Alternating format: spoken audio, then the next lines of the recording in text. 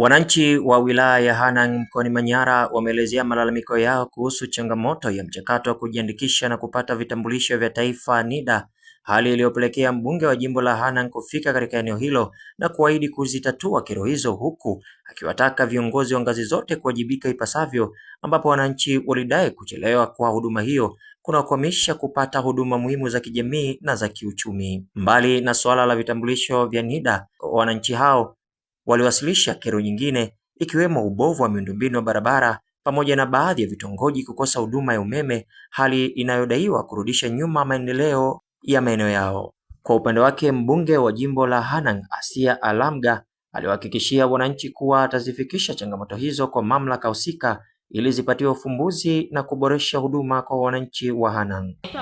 Kuna hii habari ya NIDA, mheshimiwa. NIDA imekuwa tatizo katika jamii yetu ya wanamiaskron. Watu wanahangaika na NIDA. Mtu unaambiwa andika, jaza fomu, sijui vipi, imepanda imeshuka.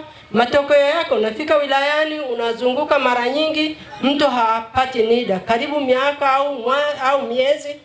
Kwa kweli hii habari ya NIDA sijui inakuaje mheshimiwa. Hebu tusaidie kwenye hili, asante.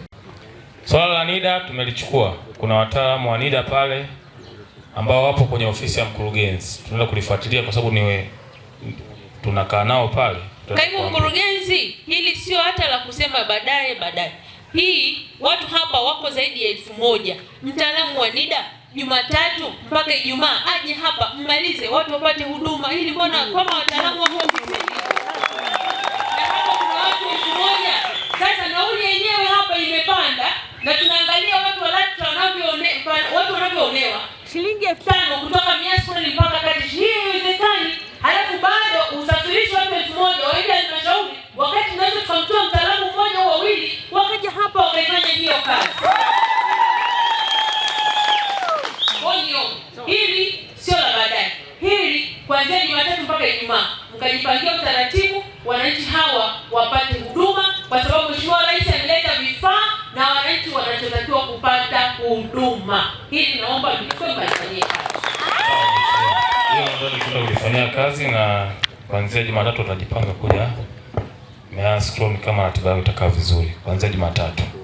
Mimi naitwa Nicodemus Marki. Mheshimiwa Mbunge, tunaomba ile daraja pale ambayo ya nguvu ya wananchi ambayo sasa na wewe ulikuwa umeweka mkono, ile daraja ni tatizo, na hata sasa ningeomba kama kutakuwa na uwezekano tupate hata moram kutoka pale lami kufika shule ya msingi Imara pale, watu watakuwa wamepata nafuu, kwa sababu hata sasa pale hata kama kungelikuwa na mwanamke mjamzito usiku unampeleka, huwezi kumpeleka hata kwa pikipiki, kwa mvua ikishanyesha pale ni tatizo.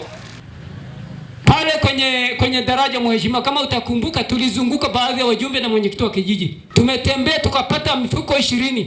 Katika mifuko 20 wakati tunaendelea na kazi tukamwomba mheshimiwa mbunge akatupa mifuko 10. Hiyo mifuko 10 wakati tunajenga ilikuja nyuma tukaweka store, mifuko ikaondolewa, mifuko 10. Mheshimiwa, bahati mbaya mwenyekiti wa kijiji hapa leo hayupo, angeeleza. Mifuko imechukuliwa, imepotea mifuko 10. Ngoja kwanza, ile mifuko yangu nilio hapa. Ile 10 tumetumia moja, 9 zimechukuliwa. Serikali ya kijiji inajua. Sasa tunaomba msaada. Zile tuhuma za mwenyekiti wa kitongoji ijibiwe. Tuhuma ikijibiwa, si tunaendelea na mwenyekiti wetu. Mfuko wa jimbo nimewapa senti 100 na nikazileta mwenyewe shuleni pale. Niambiwa kama nimeleta, hamjaambiwa? Niambiwa hamjaambiwa? Niambiwa. Wenye vitu wa vijiji, Mheshimiwa Diwani, fikisheni taarifa ya vitu tunavyovileta. Hapa nimewapa mifuko 100 kupitia mfuko wa jimbo. Lakini hapa mna vile vitongoji 5 vya umeme.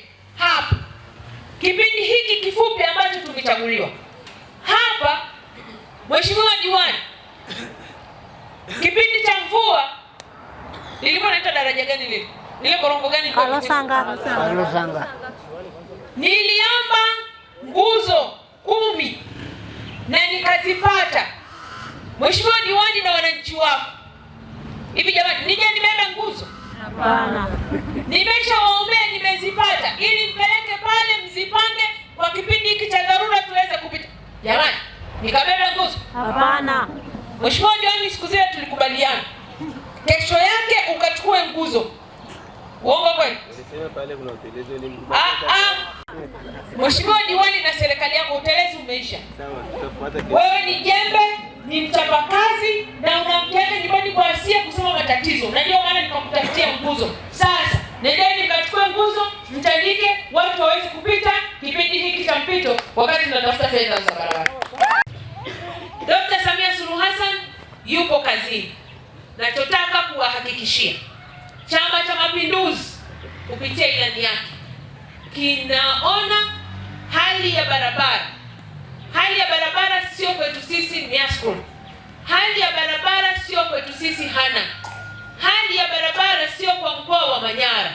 Hali ya barabara kwa sasa ni swala la nchi nzima, kila sehemu, kwa sababu ya mvua zilikuwa nyingi, zimeharibika, na katika kuharibika kwake tayari bajeti zilikuwa zimeshapita, na sasa tunaendelea kusukuma serikali, tunapitisha budget ili tuje tufanye kazi. Hapo vipi? Hapo sawa.